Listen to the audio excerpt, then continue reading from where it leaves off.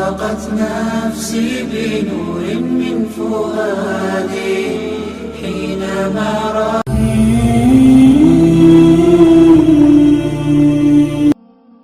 دعا مانگنے سے سکون ملتا ہے، امید پیدا ہوتی ہے، امیدیں مردہ زندگی میں جان ڈالتی ہیں، مایوسی کا توڑ ہے، نفسیاتی ڈپریشن میں انسان دعاؤں کا ہی سہارا لیتا ہے، بیمار انسان دعا میں شفا ڈھونڈتا ہے، بڑے بڑے جابر اور خود پسند جب اللہ تعالیٰ سے دعا مانگتے ہیں تو وہ عاجزی کا مجسمہ بن جاتے ہیں۔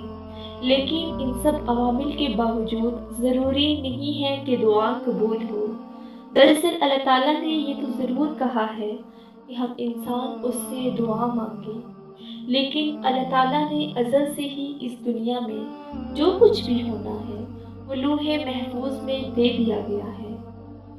انفرادی طور پر اللہ تعالیٰ رحم کھا کر کسی فرد کی دعا سن کر اس کی جائز خواہش کو پورا کر دے تو آپ اسے معجزہ بھی کہہ سکتے ہیں، لیکن رب کائنات نے جو اصول بنا دیے ہیں اور جو ہماری تقدیر میں لکھ دیا ہے وہ ہو کر رہے گا۔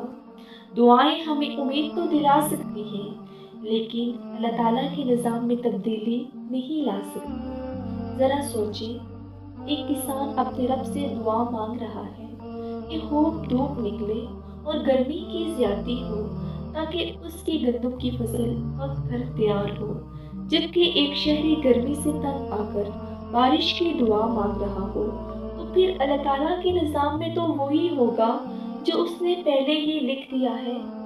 ہماری دعا کسی کے مفاد کے منافی بھی ہو سکتی ہے۔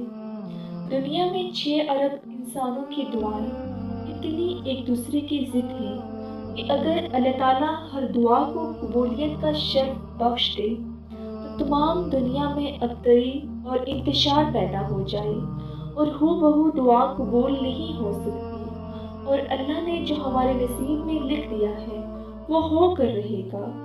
ہم انسانوں کا کام اللہ تعالیٰ سے ہر وقت دعا مانگتے رہنا چاہیے، کیونکہ اس طرح مایوسی نزدیک نہیں آتی، اور اللہ کا حکم ہے کہ تم مجھ سے دعا مانگتے رہو اور دعائیں تقدیر بھی بدل دیتی ہیں۔